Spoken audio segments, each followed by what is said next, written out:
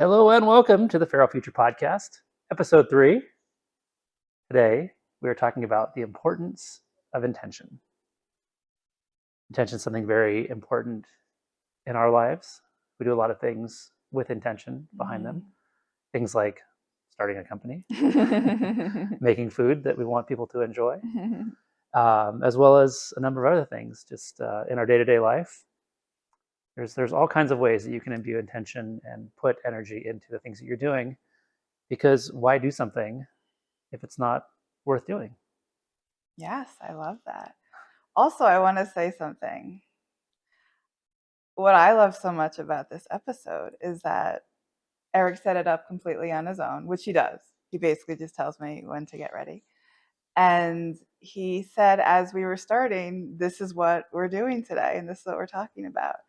And for a woman to hear that from her man, I mean, that's a pretty hot intention to just allow you to lead, and I just follow and say, yes, let's talk about intention, because it is something I love talking about. And for you to be able to provide that container for me to just walk into feels really good and really nourishing, and is something that I have intended for many years. So thank you You're for that. welcome. My intentions were received, which is great. Thank you for that. So one of the things that recently came up for me that kind of helped to bring intention to a new light, with my boys, we drive back and forth. It's about a 2-hour drive from LA to where we're at in the San Ynez Valley, and we listen to audiobooks quite a bit. And there's a few series written by an author named Rick Riordan.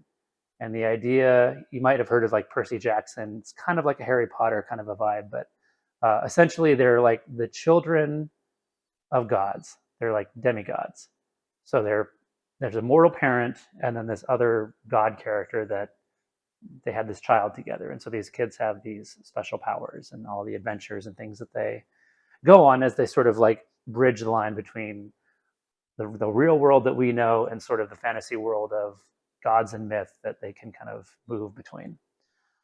One of the things that's come up in a series called Magnus Chase, it's based on the Norse gods, and this main character Magnus Chase's father is the god Tyr, which the day Tuesday is named after. Is sort of like the god of war, similar to Mars in the Roman Greek type mythology. But in Norse mythology, and other as well, like Lord of the Rings, there's a concept of like these dwarven craftsmen, and they make the best stuff, essentially. And they use things like rune magic, where they inscribe runes onto the things, and it creates these magical powers. And they also give everything that they make a name.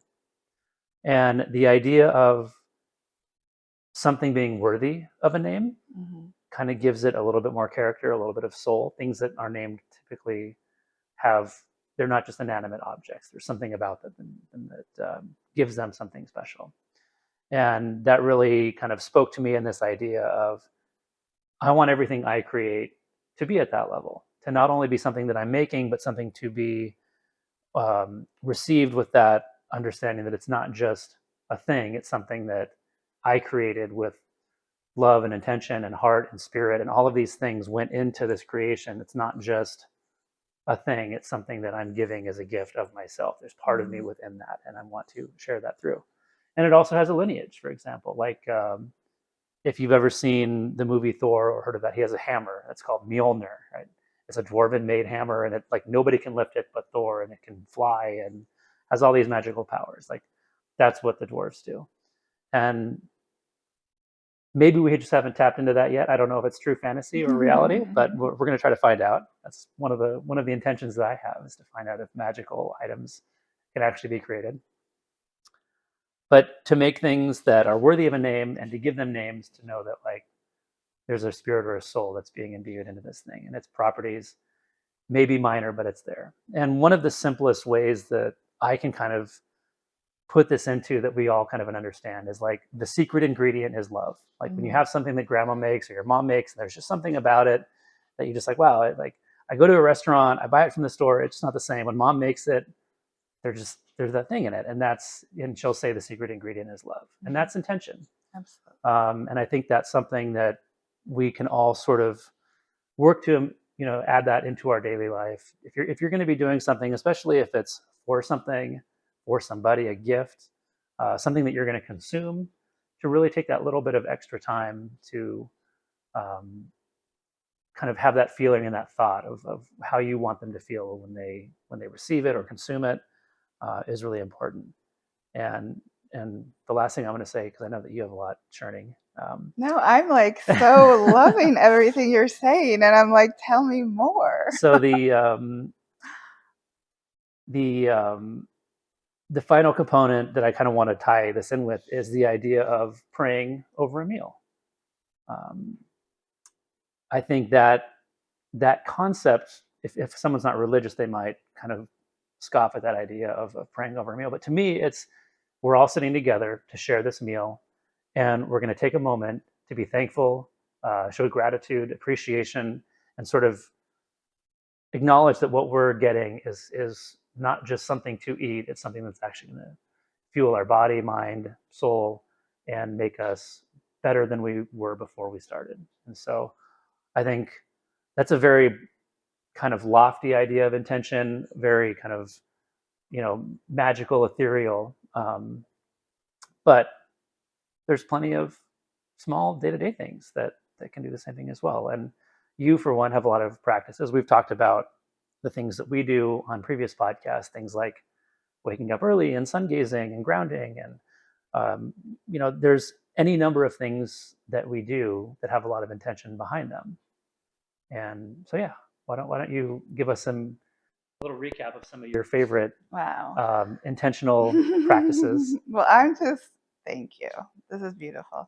Well, one of the things that I feel inspired to share, I guess, now is that for many years, I would say at least 10 or so, I have been working with the moon cycles.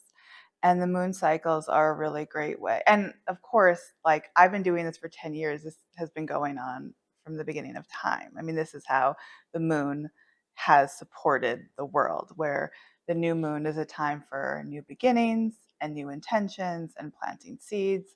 And you work through the cycle where the full moon is a culmination of everything that you planted and intended for the month at hand. Um, and throughout the month, there's the lunation cycles, a time of letting go, a time of releasing. It very much also correlates to a woman's personal moon cycle, which I also really resonate and follow and would love to talk about more in depthly at another episode, because I feel like it's really important the more I'm tapping into it.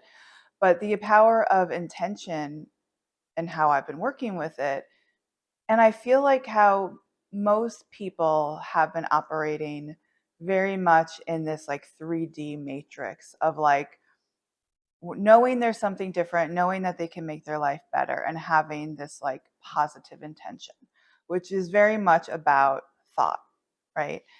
And that is beautiful. And that's what all like vision boards are about. And you have this positive intention. But what separates that from actually bringing things into manifestation and reality is the embodiment of that. So taking that thought or the idea and actually believing that you can have that, believing that feeling, owning that in your body. My pup Luna is like in the sidelines right now, and she is definitely has a lot to say about this topic. Um, but that is to me a practice that, if you are just starting to really work with intention, is the way to almost like supercharge it, because ideas are great, but actually feeling them and making is what makes them into reality, into your day to day, into your existence, into this feral man, because I believed I was worthy of having somebody so spectacular. It wasn't just, oh, I want or I need or I'd like to have that one day. It was doing the work of the intention of, no, I'm worthy of this, and believing that. And what are the things that come up that would generally, again, in like the 3D matrix, come up, like the programming and the conditioning and the things that make us believe we're not worthy of things like that. Mhm. We are not, that's not that's not what we're supposed to have. It's for other people. And so for me right now, it's bringing it into the body and not having it be so fancy, just the intention of, like what you were expressing with how you cook your food. I mean, I said this in our first podcast, like the way you cook to me is your love language. I communicate in words. I'm a writer. I love to communicate in words. It makes me feel so good to express myself, and I love having words expressed to me. That's like, it feels really delicious. We've learned to kind of understand each other's different love languages. So I know when you're cooking for me, that intention and that love is almost, is like, we'd call that acts of service. And that's Mhm. how you show me your love. And I tell you how much I appreciate it verbally, I know.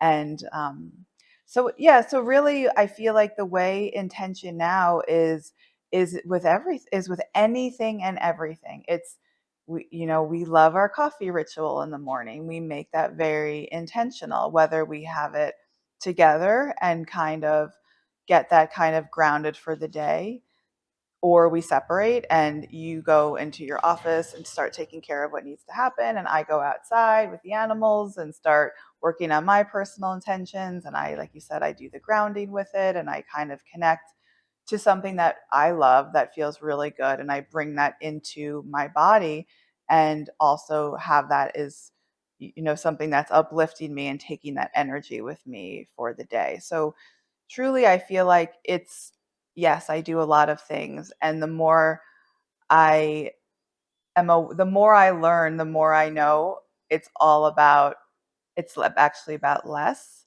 and it's about embodying the things that we want and believing that we can have them and making that real. And also how sacred these intentions are, these Mhm. daily intentions and rituals are. They're what make life worth living. They're what make life so juicy and fun. Everything can be intentional if you put that energy behind it. Like you said, creating our business. I mean, we created a business based on who we are as individuals, our alignment as souls, individually and collectively. And so for us, we are living out our dharma because this is something we truly believe in. And there's not much more intention than that. Having the idea, living it, feeling it, believing it, and then bringing it into reality. Mhm.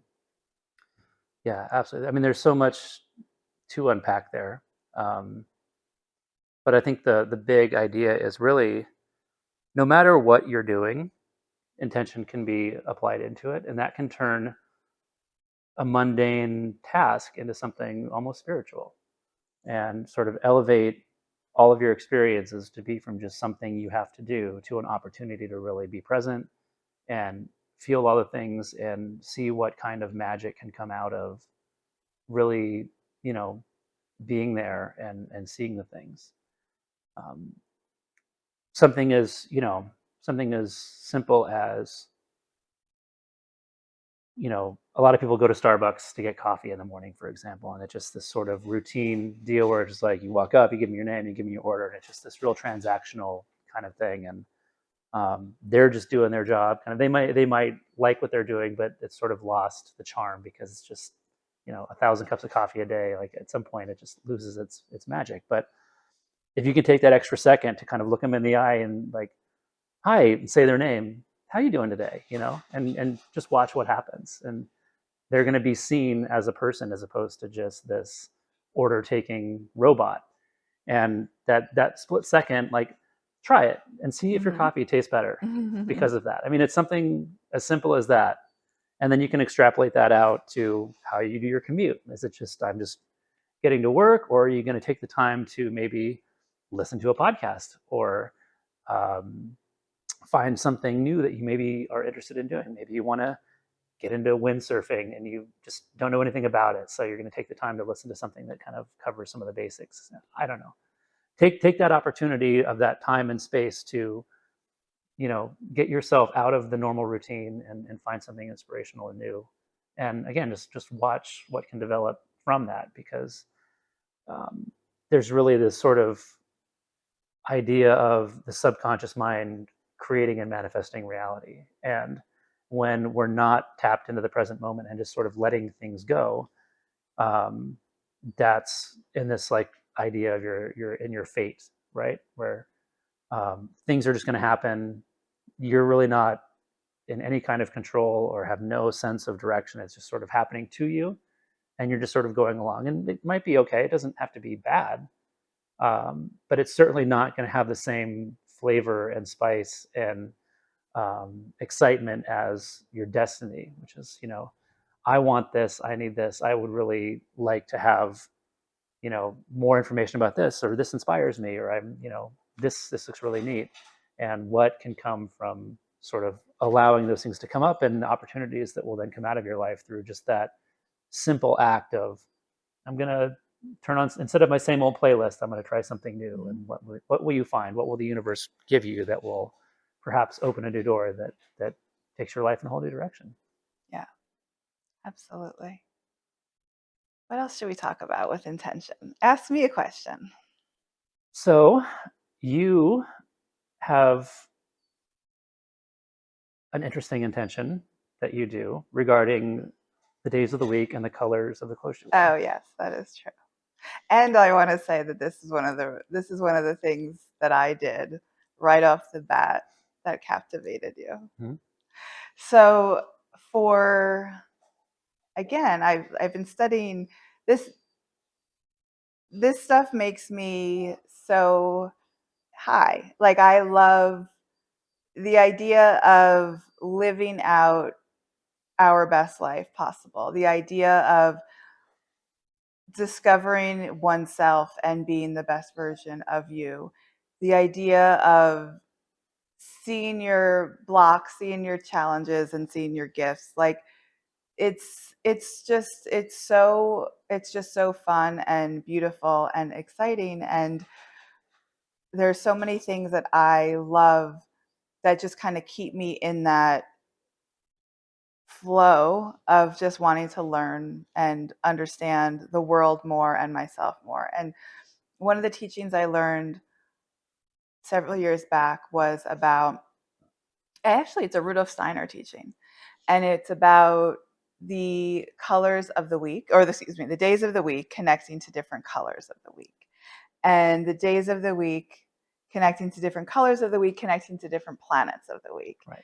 And so, for example, Monday is connected to moon. Mm-hmm. So Monday is the moon day. So on Monday is actually, it's also, I mean, this is another thing we can go into deep about in terms of like the Roman calendar, but generally, right now we live at a time where we work Monday through Friday. And that is actually counterintuitive to how nature has been designed.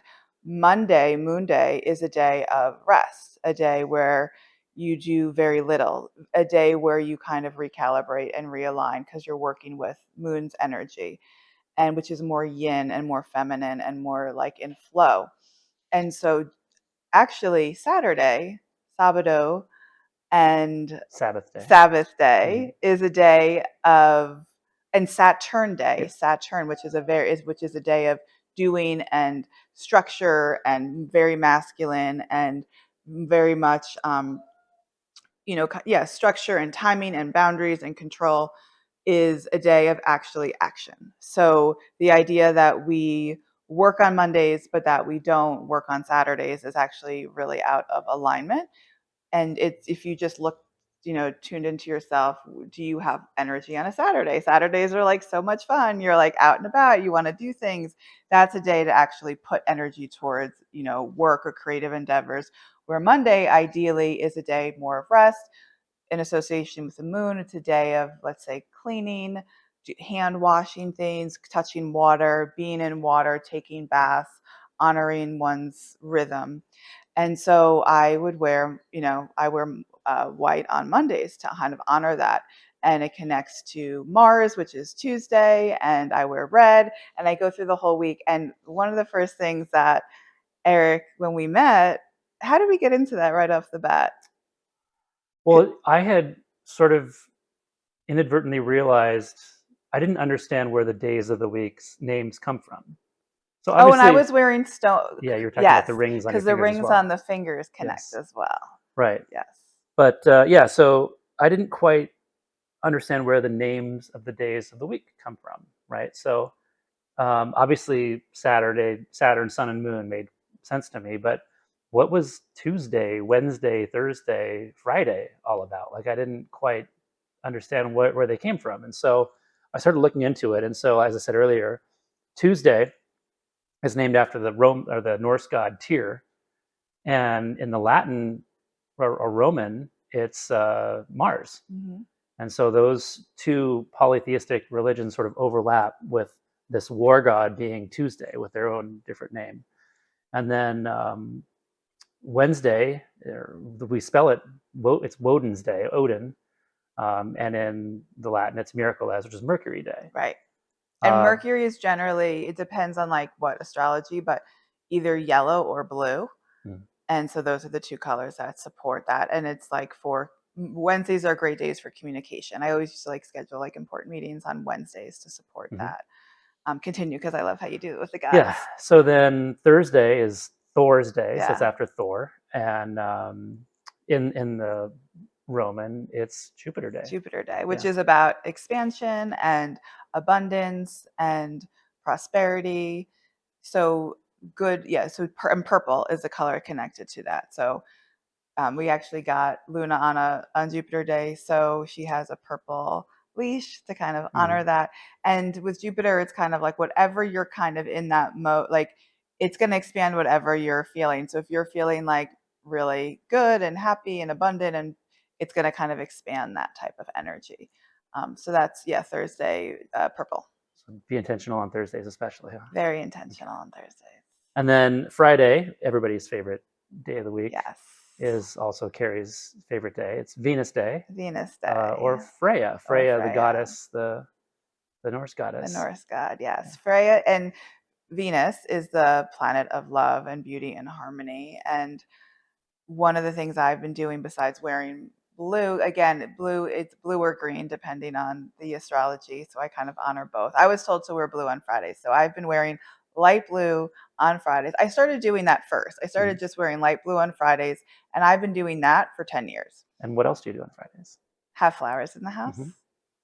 And we also, I have an amazing truck that my partner supported in the whole process of getting, and we got her on Venus Day, and so we named her Freya. Yep, she's blue. And she's blue. Light blue. She's gorgeous. Yeah. And then Saturday, I wear black. Black to honor black. And what you said, it's Sabado. Yeah, it's Saturn. Or Sabbath day. Yeah, so the Jewish faith, they rest on the Sabbath, right? But also the idea of Saturn, like the black robes of the judges in court. They're like the robes of Saturn. They kind of have that. You talked about that energy of the power and the masculine and sort of this decision making, and that's representative of like anywhere you see black, even like in Mecca, there's the black cube that they all walk around during the was it the Hajj, the pilgrimage that they all do, the annual pilgrimage.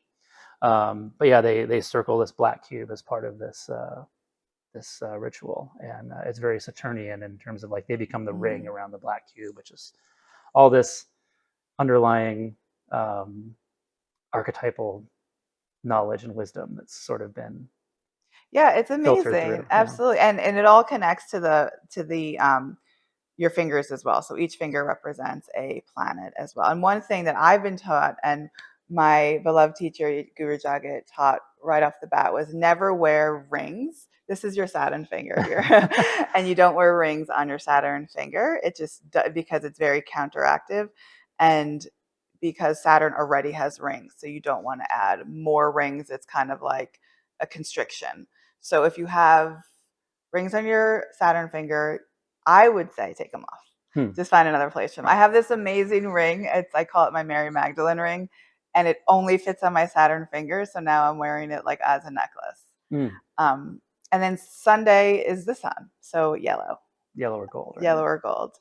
And also, yeah, according and with Rudolf Steiner, which who's very involved in the Waldorf teachings, these were teachings that they introduced to children and to support, and it also connects with like more, sunrise to sunset, midday, grains to eat, and this is all again it's just to support nature, rhythm, balance, harmony, love, intention. These are just things that we used to be aware of.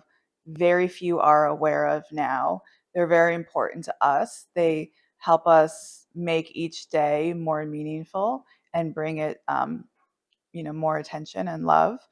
And it's fun. And I love shopping for it.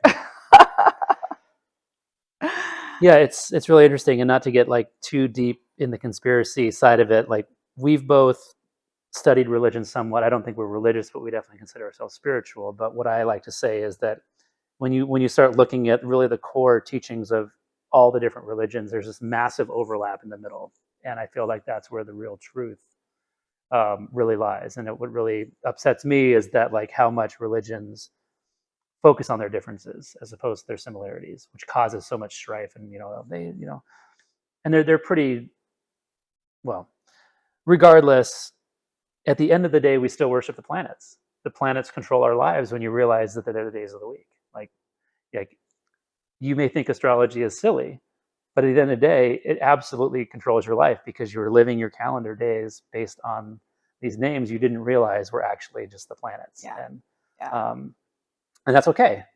Just Absolutely. understand what's going on and what it all means, and sort of integrate that into your life, and with the intention again of using it to become the best of your ability, as opposed to worrying about what a certain book says about it or anything like that. It's really for you to come to terms with and be at peace with, to live your life the best intentional way. Yeah. So And they bring more peace and harmony. And one thing I just want to say too that we do that's kind of connected to this is live more in accordance from, instead of like a calendar year from January to December 31st, we look at more from like solstice and equinoxes. And that's kind of how because that's very much in alignment with, again, the moon cycles and the right. energy. And springtime is now, it's a time for rebirth, celebration, community, things like that. Things are, well, seeds are planting, things are kind of beginning after like the cold season of kind of going in and being more internal. And we're all preparing now for summer solstice, which is a huge, big, lots of energy, the height of the season, the most amount of light, um, projects, activities, friends, all the things kind of take a heightened thing and when it comes to summer solstice. So that's something right off the bat too, that instead of thinking, January 1st is like the dead of winter for most of us on the northern hemisphere. And so it's completely counteractive To the calendar, right? to the calendar Yeah, year. and so yeah, we're certainly kind of going off on a side trail here, but But it's all about it is, intention. yeah. But the calendar itself really, it's one of those things where when you can kind of take a step back and really think about what is being said by the words that are used within it, um, with these solar and lunar cycles in mind, how tweaked it really is, and the sort of the silliness. And because we don't have intention, we don't even realize. We just go about our day not thinking about it. But the September, October, November, December months are very, very clearly telling us it's months 7, 8, 9, and 10, right? So from that perspective, December is really the 10th month because deck is 10. So that would make January the 11th and February the 12th. Um, Theoretically, that would make March the new year. Right. However, there are 13 lunar cycles per year of 28 days each. And if you do the math on that, it comes out to like 355 days. So really, March would be the 13th month, making April the new year. And then what major religious celebrations happen in April typically? Passover. Passover, Easter, the spring equinox. All of these happen right around end of March, beginning of April. And so from that perspective, the new year is really Right. around April. And it's kind of interesting that April Fool's Day it's almost telling you, like, if you don't know that this is the actual new year, you're a Right. fool. You're kind Right. of being called a fool for Right. not knowing like what's really going on. Yeah. So yeah, we became aware of this a while ago, and yeah, it really makes it really would make sense for our calendar to have 13 months, 28 days each. That's really simple to remember. You know, first is always on a Monday, second's always on a Tuesday, week after week, month after month. It's like, it makes perfect sense. Right. And instead, now we have 12 months, and some have 30, some have 31, one has 28, but sometimes 29.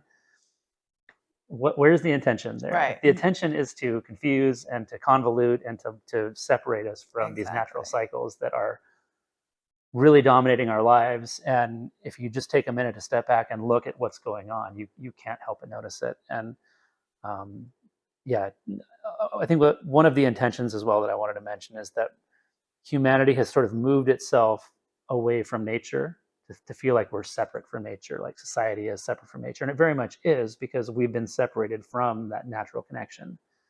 But when you really think about it and you think about things like seasonal colds and seasonal allergies, like, why is it that so many people get sick when the seasons change? It's because we're as connected to nature as the trees. It's no different than the leaves turning brown and falling off the trees every year. If there was news stories about leaf brown pandemic is setting in across North America and trees everywhere are dropping their leaves and doctors can't figure out what's going on and they're prescribing these things, and it's like, hey guys, it's a natural cycle. The weather's changing.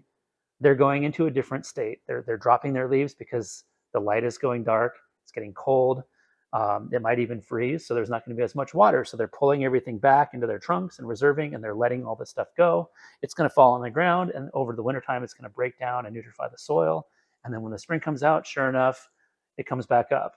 And to look at the cycles that happen in humanity that are tied to these seasonal changes, and to not be able to make that same connection, just really shows how far we've strewn from like what is so obvious and true, and what any farmer, gardener, bird watcher, whatever notices and just assumes, and is so blatantly obvious that of course that happens. Animals hibernate when it gets cold, and like, it's of course, right? Right.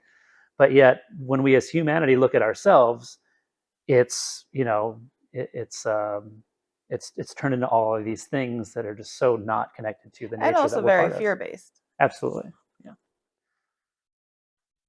So with that in mind, I kind of want to get back on the track of just some of the ideas of intention. You shared your colors and your rings and the things that you do. I wanted to kind of talk about a few things that I like to do. Um, and again, a lot of it's going to be food related, because to me that's one of the most important things. Because again, you are what you eat is a statement that I definitely have come to live by. And by extension, you are what you consume. It also ties into the people that you're with, and the movies and music and entertainment that you take in, and the books you read, and the magazines, and if you're looking at tabloids and celebrities and politics and sports and all of these things that are kind of designed to catch your attention, and then look at this, it's going to pull you into a certain mind state versus reading the classics and spending time in nature and journaling and those sorts of things. So regardless of all that, one of the things that I like to do that I feel was a major kind of turning point for me is I like to do what's called activating the vegetables that I put into my food. And what I mean by activating is, um, think of a bouquet of flowers.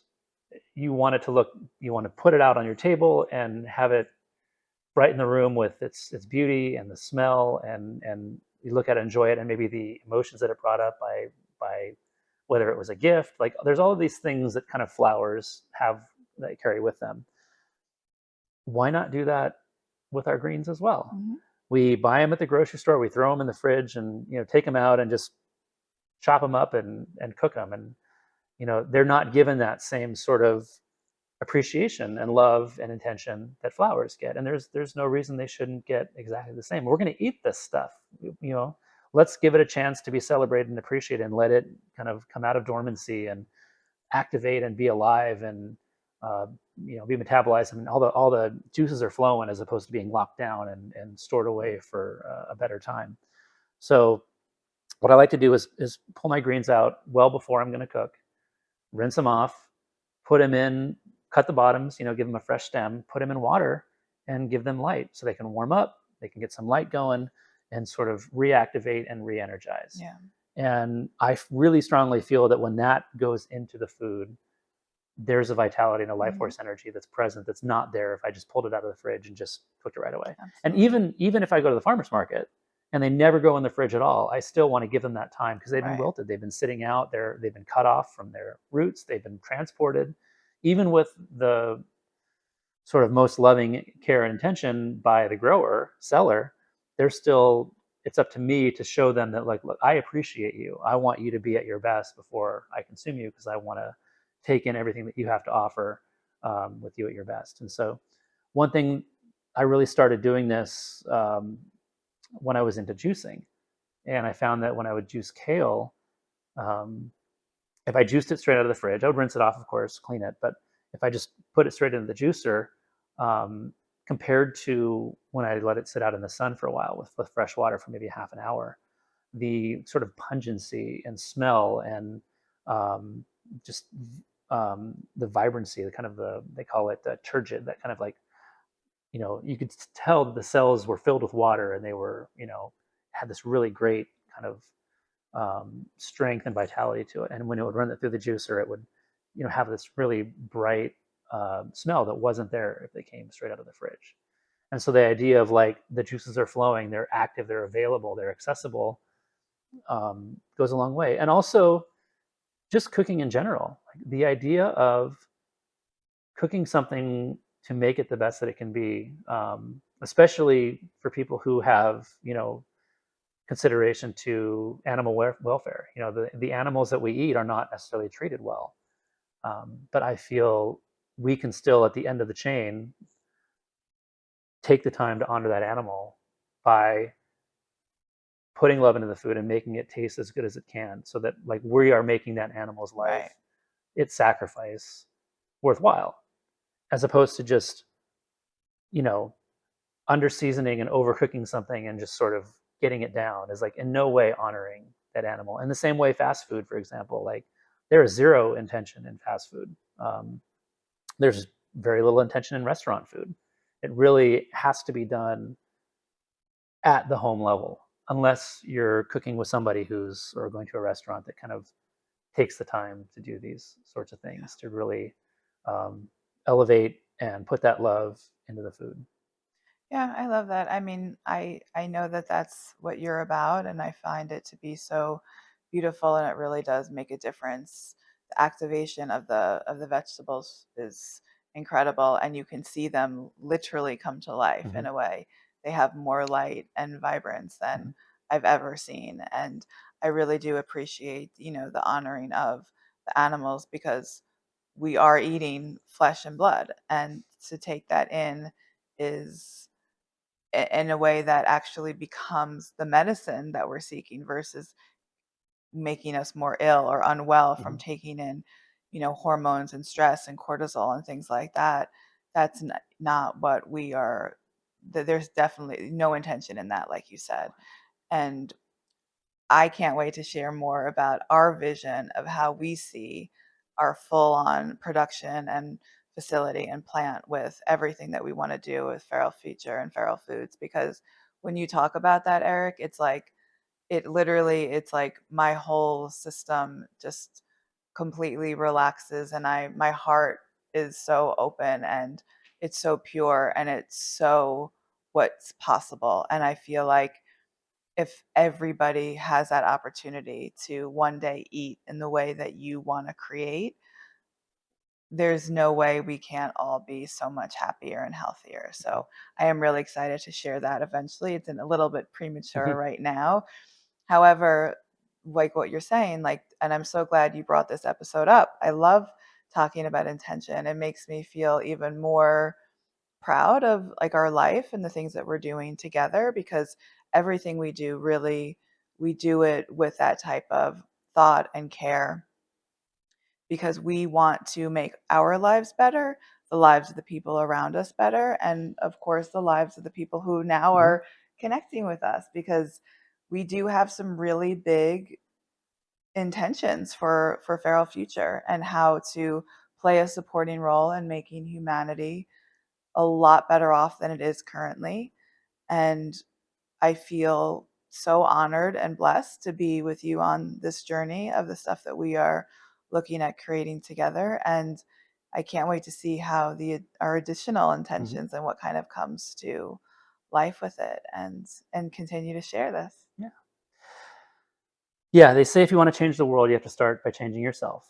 And so that's intention. That is So intention. yeah, our call to action is to find something to put some extra intention in today, tomorrow. Um, Create some new rituals, create some new um, processes, pathways, whatever you want to call it, that really gives it a little bit of extra, and just see what comes from doing that. Again, from the Starbucks barista to letting someone in traffic, whatever it takes to be, just look at someone in the eye and smile, and that might change the course of history. So Absolutely. yeah. I love it. So with that, Feral Future Podcast, episode 3. Nice. Our website has gone live, obviously. We're Yes. really excited. It's been going great. So Yes. visit us at Amazing. feralfuture.com. We're doing a lot of posts on Instagram, Yes, which is Your Feral yourferalfuture.com, Future. because we want On to include you on our journey. Yes. And also, right now, if you happen to catch this, we are doing something very intentional. Hmm. And we are launching an intentional new product that Erik created initially for himself and then shared it with me. And we will be sharing it with you soon. So that will be kind of being revealed in the coming days. Hmm. So we're excited about that. All right. Well, thanks very much. And remember, the future The future is is feral. feral. All right. Thank you. Thanks.